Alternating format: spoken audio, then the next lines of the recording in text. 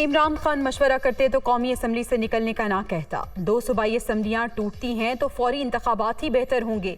बातचीत से तमाम मसाइल का हल मुमकिन। चाहता हूँ हुकूमत और अपोजिशन मिलकर बैठें। इसहाक डार को भी मुज़ाकरात करने का कहा है। आरिफ अलवी का इंटरव्यू।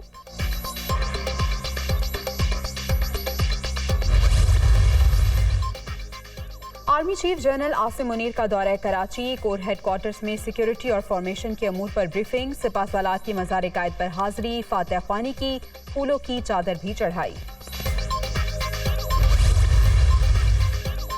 और इस्लामाबाद में खौफनाक आतिशज़दगी। पेशावर मोड़ इतवार बाजार में 150 से ज़ायद दुकानें जल गईं। शोरों पर काबू पा लिया गया।